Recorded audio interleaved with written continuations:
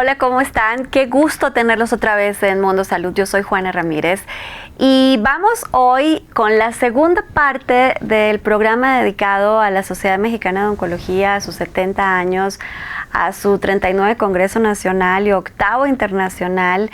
Y para ello empezamos a platicar con el doctor Héctor Martínez Said, presidente de la Sociedad Mexicana de Oncología, y con el doctor Francisco Corona, especialista en tórax y además coordinador del comité de esa especialidad para ESMEO. Así que apenas y calentamos motores en el primer programa hablando de las innovaciones enfocadas en los estudiantes de medicina y en los recién egresados. Pero ahora sí le quiero entrar a los temas torales que se vivieron durante un congreso tan importante y una especialidad tan importante para el país, de la que se ha hablado tanto este año, no en los términos que quisiéramos, ¿no? Pero bueno, uno de los puntos que por supuesto quiero tocar, doctor Martínez Said, es el de mujeres en oncología. ¿Por qué sí? Porque eso también es innovador en el Congreso de Oncología. ¿Por qué sí dedicarle un espacio a hablar de la participación de las mujeres en esta especialidad? Mira, la respuesta rápida y sencilla es porque es la parte crucial de la sociedad. Son una mayoría y el rol que se juega es equitativo e igualitario al que tenemos nosotros los hombres, ¿no? Entonces, desde que empezamos la discusión un poco, y déjame decirte que la discusión era muy, muy interesante en el sentido de qué queríamos dar con eso de mujeres en oncología. Y teníamos todo un panel de mujeres, todas exitosas en oncología, todas líderes de opinión, todas líderes en muchas neoplasias, ¿no? Aquí hemos tenido a la doctora Cintia Villarreal, la doctora Sonia Flores, bueno, hemos tenido muchas profesionales extraordinarias. La doctora Itzel Vela de cirugía, que es la non plus ultra en cirugía robótica, la doctora Alvarado, la doctora Letia en Monterrey, que es ya todo un ícono en Monterrey. Entonces, y las discusiones, en nuestra mesa directiva, la doctora Farina Reguín es una líder en oncología pediátrica, Jessica Chávez en radiooncología. Y lo más interesante era ver las discusiones que tenían ellas sobre a dónde íbamos a dirigir el contenido y el volumen de eso de mujeres en oncología. Uh-huh. Y había propuestas sumamente interesantes, a mi parecer todas relevantes, desde por qué no se le daba el mismo reconocimiento a estas líderes, por ejemplo, que sí se les daba a un hombre. Uh-huh. Tratar de hallar esas respuestas. Dos, desde tratar en la sociedad de dar facilidades para que a lo mejor mujeres en lactancia pudieran ir al Congreso, mujeres con niños pudieran acceder a un Congreso, podríamos tener tipo de kinder. Esas eran las ideas originales que obviamente después se perdieron con la pandemia por todas las restricciones que tuvimos. Pero todo ese embalaje que fue, pues fructificó en dos programas, el del 2020 y el de 2021. Uno sobre el liderazgo de las mujeres. Ahí tuvimos a la doctora Erika Ruiz, estuvo la doctora Itzel Vela, Cintia Villarreal, hubo muchos líderes explicando cómo habían ellas o qué retos habían tenido que vencer para, independientemente de que tenían las mismas o mayores capacidades que cualquier otro hombre, tener que hacerse notar. Y dos, en este año, un poco ver hacia el programa futuro, de que se quede esa estructura de mujeres en oncología, y dar un poco más de inclusión a todas las recién egresadas y dar un poco de dirección hacia un mundo en la medicina en donde casi el 60-65% de las escuelas de medicina ya son ocupados por mujeres, ¿no? Y obviamente esto abre el punto para ser inclusivos con todo el mundo, ¿no? Todo el mundo, como es el mundo plural y es en la sociedad. Diverso y que tenemos que ser incluyentes. Qué maravilla. Yo voy a aprovechar para hacer un comercial que tú sí sabes, y es que hemos estado preparando con una gran periodista que es Carla Iberia Sánchez un documental justo sobre la participación de las mujeres en la salud que presentaremos el próximo año junto con una investigación de la participación de las mujeres en las posiciones directivas de las instituciones de salud, que es muy contrastante. Así que muy invitado invitados, porque además algunas de las profesionales que hemos nombrado hoy de la oncología hacen parte de ese documental que quedó maravilloso. Doctor, aprovechando tu especialidad en tórax, ¿cuáles fueron las conversaciones, las conclusiones más interesantes del Congreso? Es un panorama que se ha ampliado mucho en los últimos años, particularmente el del cáncer de pulmón. Hay una gran revolución en cuanto a tratamientos. Este año, por ejemplo, conseguimos tener 7 ponentes, 4 internacionales, 3 nacionales, y los temas sobre los que versó fue el papel que está jugando toda esta innovación en tratamientos sistémicos, tanto para los pacientes que tienen enfermedad metastásica, como para, afortunadamente ahora, aquellos pacientes que tienen enfermedades más limitadas y que anteriormente no se consideraban para estos tratamientos innovadores.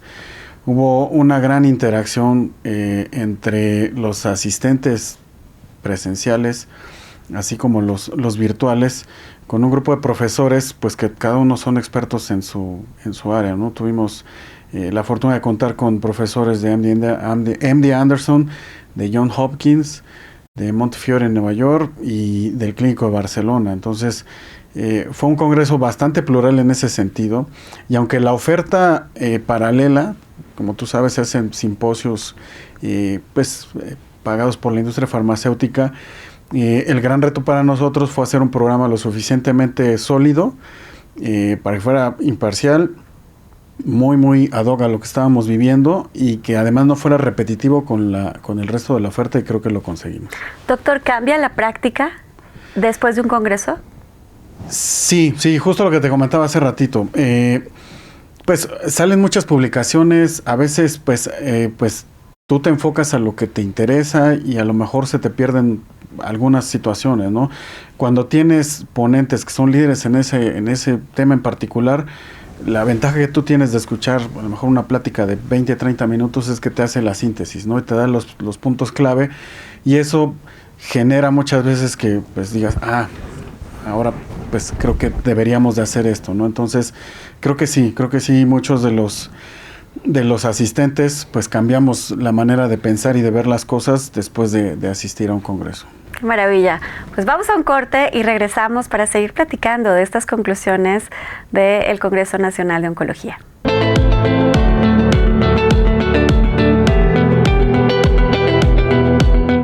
Obtener resultados de firmeza corporal en poco tiempo ahora es posible con Torongia Gel Corporal Reafirmante Extreme, el cual está formulado con doble concentración de ingredientes de origen natural que te ayudarán a reafirmar la piel, prevenir y atenuar las estrías y piel de naranja.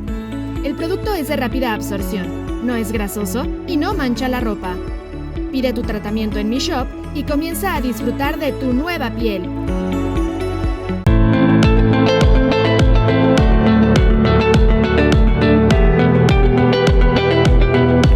Antes del corte comentaba el doctor Corona de algunos simposios y de la necesidad de hacer trabajo coordinado entre las diferentes sociedades médicas y la industria farmacéutica y las empresas de salud.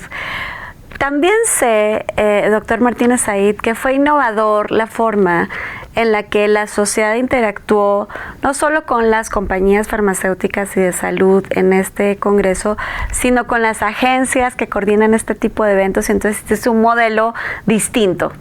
Cuéntanos lo que se puede de ese modelo. No, mira, es básicamente el tratamiento del cáncer es multidisciplinario, y creo que de ahí nace todo. Cuando hablamos de que es multidisciplinario, es de que participa el cirujano oncólogo, participa el oncólogo médico, el radiooncólogo, el oncólogo pediatra, un sinfín de especialistas para que el paciente vaya bien. Y en todo este armar el congreso, pues teníamos que tener una oferta, a diferencia de muchas sociedades en el mundo, donde hay una oferta para sociedad oncólogos médicos. No se trata nada quirúrgico ni nada de radiación. En los simposios de radioterapia, pues nada más eso. Y en los de cirujanos nada más. Aquí es una sociedad que es multidisciplinaria, y por lo tanto teníamos que armar todo el congreso para que fuera atractivo para cirujanos, para oncólogos médicos, para todos los especialistas en cáncer. Y de ese mismo modo, habitualmente los congresos médicos todas las sociedades, tú que eres una gran conocedora de esto, pues contratas una empresa, la empresa hace el congreso y pues prácticamente está en exclusiva con esa empresa. Y aquí los 2 años lo que hicimos fue contratar a 4 empresas, las 4 dedicadas a lo mismo, que es el desarrollo de congresos, pero veíamos el valor agregado que tenía cada una de ellas y en qué era, cuál era su valor. Uh-huh. Y las pudimos coordinar muy bien. El primer congreso, pues no había presenciales, había solo los profesores que estábamos en este centro de transmisión, y a lo mejor quien llevaba la transmisión era X empresa, quien lo subía a internet y quien tenía la plataforma en internet era otra, pero la que se encargaba de toda la logística dentro era otra, y ponerlos a trabajar juntos fue bastante interesante. Ese modelo lo replicamos ya ahora con todo lo que significa un congreso, ponernos de acuerdo con la industria farmacéutica, con médicos, con especialistas, con instituciones privadas y públicas, y creo que resultó bastante bien, al grado que ahora tuvimos nuestra reunión de evaluación la semana pasada, y en una de las mesas que estaban estas 4 empresas principales les decíamos, ¿qué pasó? Y decían, bueno, pues es que antes nos competíamos, bueno, siguen siendo mi competencia, pero pues ahorita en SMEO ya somos solo un equipo. Y eso fue bastante bueno. Eso está súper interesante porque además ustedes saben que Mundo Salud hace parte de un canal de negocios que es Mundo Ejecutivo, y entonces tratamos de ver la perspectiva de la salud, no solo desde el punto de vista clínico, sino desde todos los puntos de vista. Y una conferencia que he compartido mucho recientemente son las 5 tendencias que desde la salud le enseñan a las otras industrias. Y entonces una de esas justo de las tendencias para mí es adiós a la competencia, bienvenida a la innovación colaborativa. Y lo vimos, por ejemplo, en el desarrollo de las vacunas, en donde incluso entre compañías se estaban intercambiando información para ir más rápido. Entonces, exacto, este es un gran ejemplo. Y salió muy bien, y creo que fue parte crítica del éxito que tuvo el Congreso. Una anécdota, el primer día, en la primera hora, Sintermex tuvimos un problema ahí con la vía eléctrica y no fue, a ver, ¿a quién le toca esta parte de resolver? Los 4 dijeron, es nuestra parte, pum, 10 minutos quedó solucionada, porque todos pusieron su experiencia en otros eventos y dijeron, es que aquí le hacemos así, 10 minutos quedó solucionado, antes de que saliéramos al aire y todo. Pero yo creo, doctor, que eso tiene que ver también con la formación de ustedes, los médicos, que están acostumbrados al trabajo multidisciplinario en el quirófano, en el abordaje del paciente, en la atención en hospitalización, en donde saben que necesitan permanentemente de trabajar con otros colegas. Por eso creo que es una tendencia que tenemos que aprenderles. Vamos a seguir platicando del Congreso, pero antes, por supuesto que los quiero invitar a escuchar la cápsula que preparó para nosotros mi querida Maribel Ramírez Coronel. El gasto de bolsillo es un parámetro que se usa en los países, en todas las economías del mundo, como una referencia de lo que las familias dedican a la atención de la salud de la familia. Pero tiene que tender a reducirse, porque este gasto familiar normalmente se hace de manera desordenada, no planeada e imprevista, o prácticamente de emergencia. Son los casos cuando hay un niño con cáncer y que no está bien cubierto, o un cáncer de mama, cáncer de próstata, enfermedades u otras enfermedades raras que son altamente costosas y que si no son bien atendidas por el sistema público, las familias buscan desembolsar y cubrir a su paciente, a su familiar lo más posible. Pero normalmente es gasto catastrófico y empobrecedor. ¿Por qué? Porque la familia termina gastándose sus ahorros o vendiendo sus propiedades, quedándose sin patrimonio o reduciendo su patrimonio, o incluso termina endeudándose con tal de sacar adelante a su familiar. Cuando esa enfermedad de alto costo tiene que ser cubierta por el sector público. En los países más avanzados, como en los nórdicos, que luego son nuestra referencia, justamente casi no ejercen gasto de bolsillo las familias, porque son los gobiernos, el sector público, quien las cubren esas enfermedades costosas. El problema es que en México el gasto de bolsillo, que sí se venía reduciendo en la década pasada, ahora en los últimos 2-3 años, bueno, más bien en los últimos 5 años, porque fue desde el sexenio pasado que se está notando ese incremento en el gasto de bolsillo en salud, está incrementándose por varios factores, pero evidentemente un elemento fue la pandemia. la pandemia que todavía no acaba y que sigue elevando el gasto de bolsillo familiar en la salud. Y eso porque, por un lado, los pacientes que no son COVID se tuvieron que atender fuera del sistema público, gastaron en comprar sus medicamentos por no ir a los hospitales, terminaron yendo a la farmacia para comprar lo que se requiriera, que no obtuvo en el sistema público o en el IMSS, en el ISSSTE o en la institución que lo cubriera. Y aparte también por los problemas de desabasto de medicamento que lamentablemente no se han terminado de arreglar, de resolver, y las familias han tenido que ir también complementando las necesidades de sus medicamentos, de sus dispositivos, de su monitoreo, yendo a la farmacia privada. Aun cuando van al hospital y los atienden en el hospital, en el propio hospital, como hay desabasto, no les cubren todo su material y todos sus medicamentos y las familias están yendo a comprar. Es una terrible noticia porque eso significa que está habiendo empobrecimiento de las familias y el gasto de bolsillo en salud afecta sobre todo a las familias sin recursos, a las más pobres, porque la proporción de su ingreso y de su gasto se está creciendo en el segmento de salud.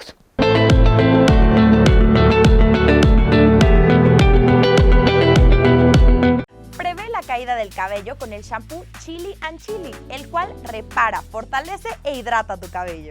Gracias al extracto de cacahuananche y otros ingredientes naturales, tu cabello estará más sano, fuerte y limpio desde la raíz hasta las puntas. Pídelo ya por Mi Shop y obtén un 15% de descuento.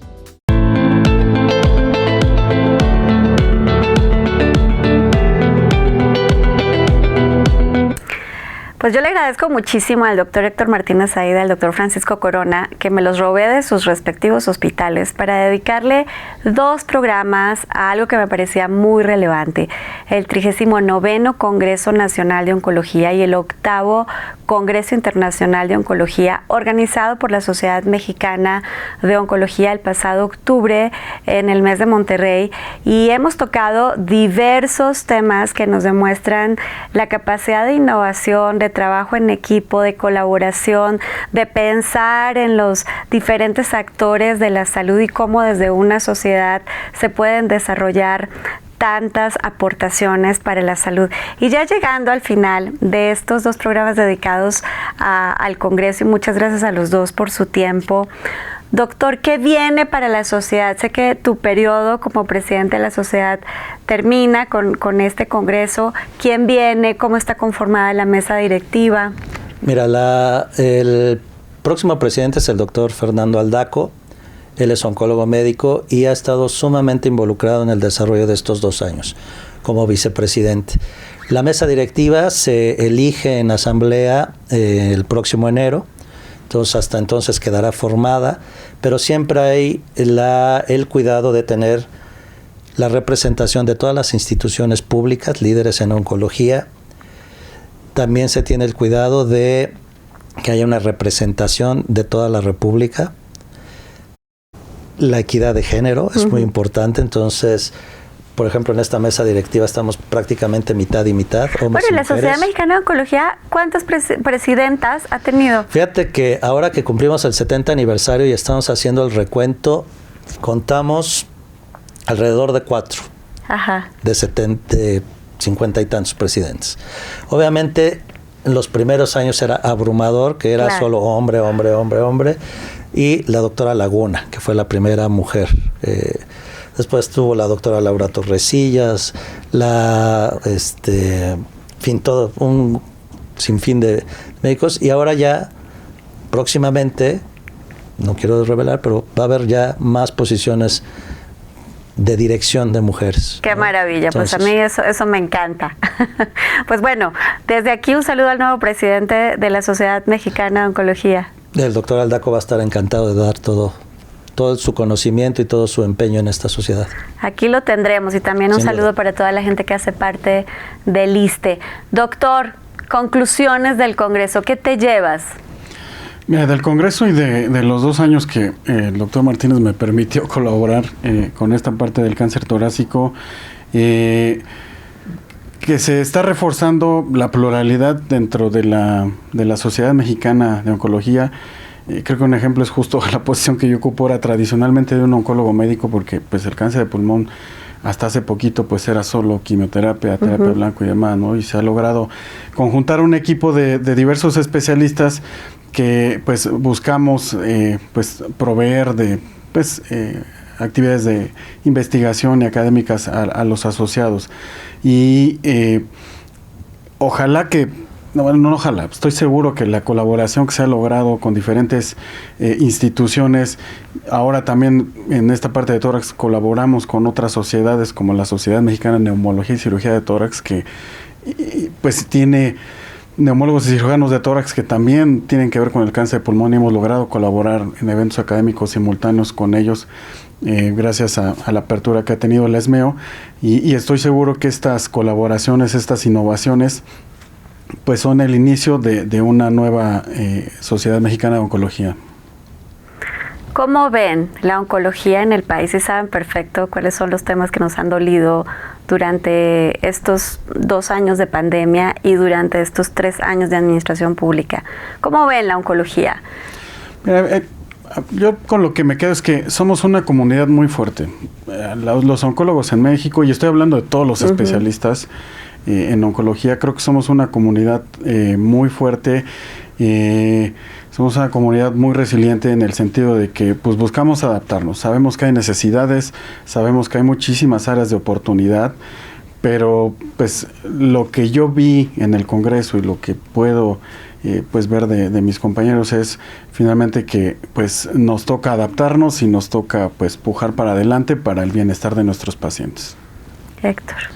Así es, ha sido difícil porque no solo fue montar un cambio en la estructura de la política pública en salud, sino la pandemia tuvo mucho que ver, ¿no? Es ir contracorriente. Creemos que ya estamos ahora ya solucionando varias cosas. Creo que se ha aprendido bastante en el camino y como dice el doctor Corona, pues la sociedad ha estado insistiendo. En el mismo Congreso tenemos una parte que llamamos de políticas públicas en oncología, donde pues, se propusieron varias salidas, varios líderes de la sociedad han estado en contacto con nuestras autoridades en la Secretaría de Salud para tratar de poner siempre a nuestros pacientes oncológicos en el objetivo final, que sea la mejora de ellos. Y hacia allá vamos, creo que hacia allá hemos podido avanzar. Doctor, lamentablemente esta no es la realidad de muchas especialidades médicas. O sea, las sociedades médicas están fragmentadas en el país, no hay una representación suficientemente fuerte del gremio médico para, por ejemplo, la toma de decisiones de políticas públicas, para levantar la voz frente a las situaciones que aquejan a los pacientes y que terminan en a veces cobros personales a quienes deciden manifestarse. ¿Qué les sugerirían ustedes desde la Sociedad Mexicana de Oncología a esas otras organizaciones de especialistas de salud? Mira, la sociedad estamos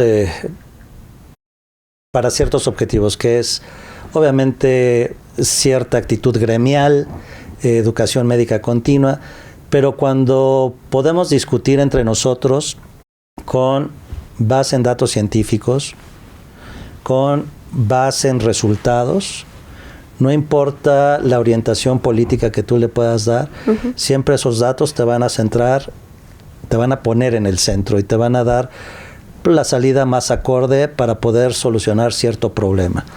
Si vemos que el status quo no está funcionando y queremos modificarlo con alguna ideología sin el sustento científico, va a ser muy difícil. Claro. Entonces, la ESMEO es lo que ha brindado: educación médica continua, herramientas para poder decir, oye, en tal neoplasia la salida es esta y no es más.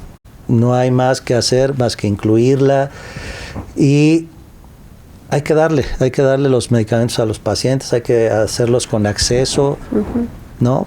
Eso es lo que hemos hecho, liderado un poco más, no tanto por la disposición o disponibilidad, sino también por el acceso.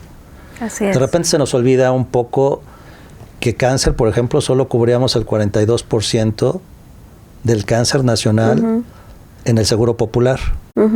Y el otro 58 yo lo vivía y Paco lo vivía porque pulmón no estaba, melanoma no estaba. Y entonces, ahora, con ciertas restricciones, ciertamente no es...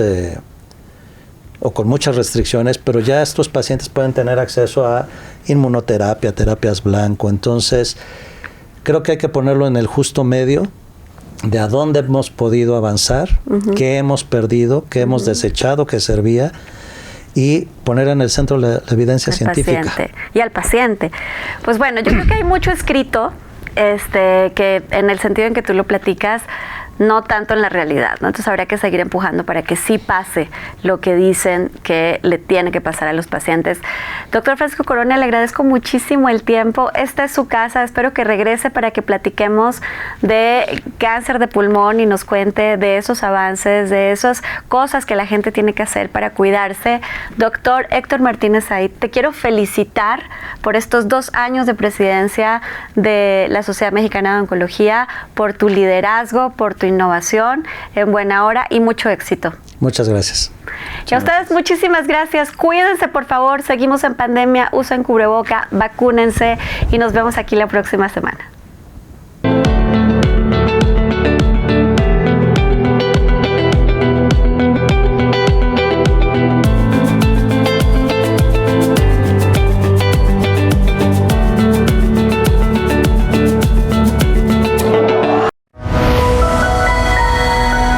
Mundo Ejecutivo presentó